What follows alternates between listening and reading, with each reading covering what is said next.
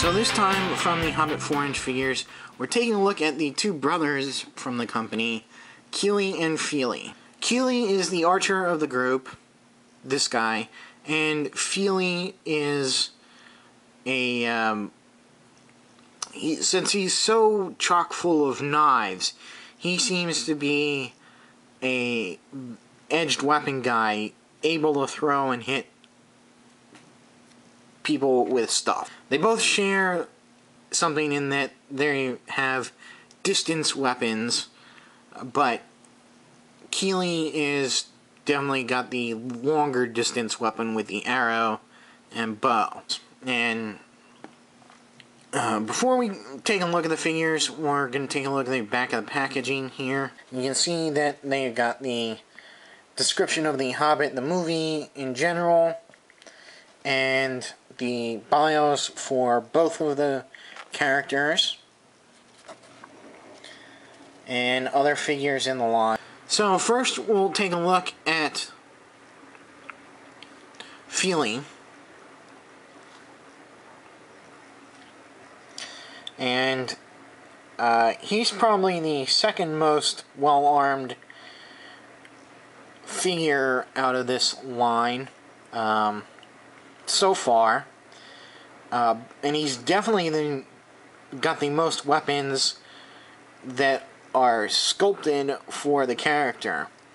That's considering all the, what I assume are knives and edged weapons that he has about his figure. So, first of all, taking a look at the sculpt, you can see that he's got this very small beard and a very youthful face. So I'm guessing that Kili and Fili are, they're going to be portrayed more younger than the rest of the dwarves. And I believe that's how they were also portrayed in the book. That's one of their traits that they do mention, that they're a little bit more, how should I say, youthful and inquisitive and inexperienced. Not that they aren't masters of their weapons, but just in general. So they're taking that out, I guess, towards the in the design with the length of their beards. And you can see, though, he does have braided hair and a very nice design to that hair. You can see there the braid and the metallic piece that holds it together.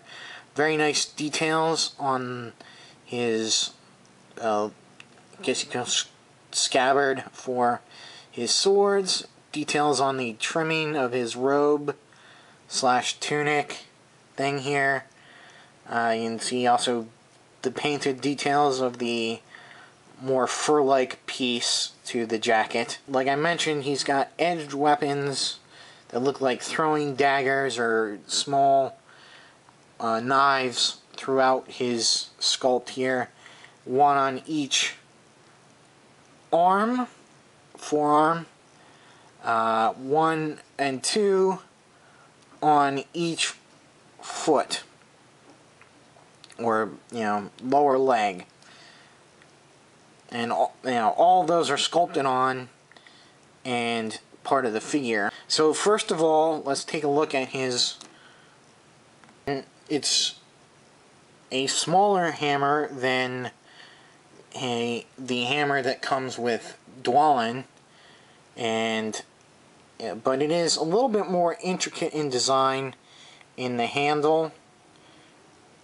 The ends of the hammer are more edged, so it's more of a crushing or breaking, I guess, type weapon. So it's a little bit more precise than the blunt bludgeon type warhammer used by Dwalin. He's got two swords, or short swords or daggers here, that fit into his scabbard on the back here, and they are shaped like this.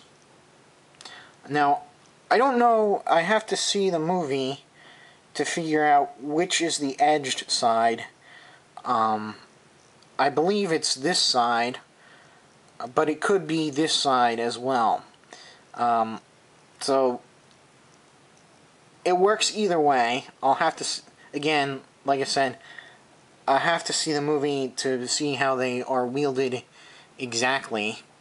But, because if you look at it, it looks like this is the thinner side, and this is the thicker side, but it could be either way. I don't know. What do you think? Do you think it's this way, or you think it's that way, the edge, the cutting edge? Me, I'm more like that. I don't know. That's just the way I feel about it, because the way they're stored. They don't fit in perfectly here, but you can cross them over each other and they will fit in there. So it's neat that he does have storage for those. Now for articulation, his head is pretty good. Goes forward and back, left and right, a little bit side to side. His hair does get in the way a little bit, and if you move it too hard or quickly, you'll pop his head off, but you'll just have to put it right back on. It's not that big of a deal. His arms do go all the way around. You do have to maneuver him around his scabbard here. They do go out and in, bend and rotate at the elbow there, and he rotates at the wrist. He does have waist articulation. All these guys do. He does have waist articulation. His legs go out and in, rotate at the hip, and move forward that way. I don't really like that, but that's how they all are. His legs bend at the knee, and as well as rotate there as well.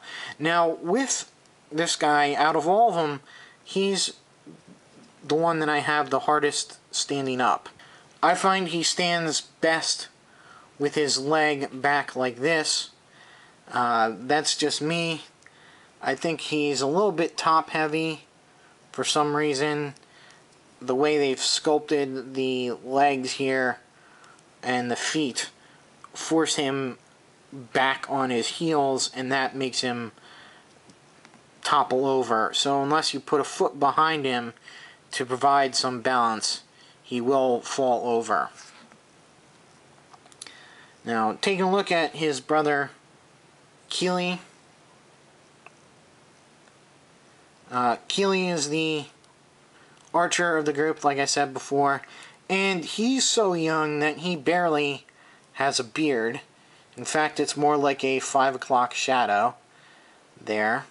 And his weapon of choice is, of course, the bow and arrow, so he comes with that. And his sculpt is unique in that he has his hands posed to hold the bow and an arrow. Fortunately, there's no arrow or string to hook his fingers around, so you just have to sort of pretend that he has drawn back the bowstring. The rest of the sculpt is very nice. He's got lots of pieces to him to create a layered effect. But nice designs on the tunic there, the robe pieces. And it's a nice blue underneath there, underneath the green overcoat sort of a thing. He's got wild hair, going out, very long hair, and he's got some nicely detailed cases for his quiver, and again, boots, very nicely detailed, and paint-wise, done pretty well too for a small figure like this. Now for accessories, he does have this quiver and scabbard for his sword, which is pretty neat. You can put the bow into the scabbard there, so he's got sort of a way, if he's just using the sword, he can store the bow in there.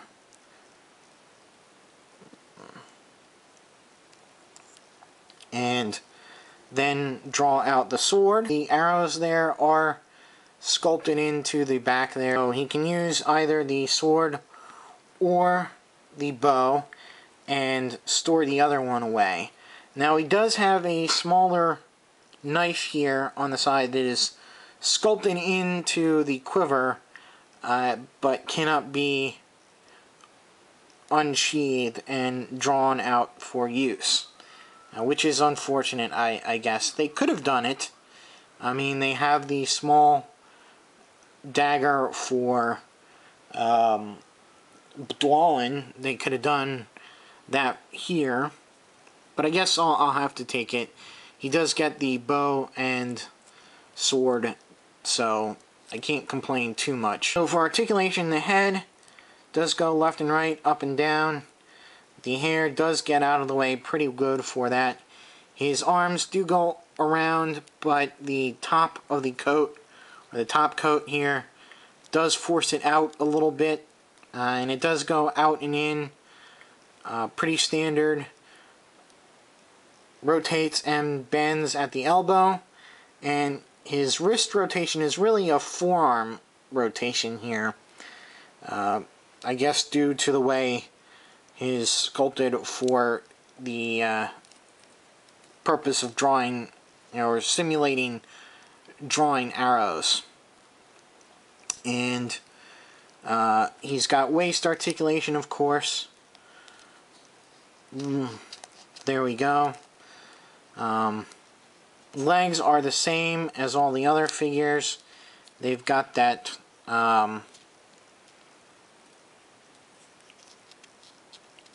rotation at the hip. You're not going to be able to use it too much because his tunic here is one piece without a split. So it does limit his articulation there. You will still be able to use his articulation at the knee, which bends and rotates. So all in all, a really neat pack for these two brothers. So yeah, I guess that'll do it for Killian Philly, and that'll do it for the dwarves.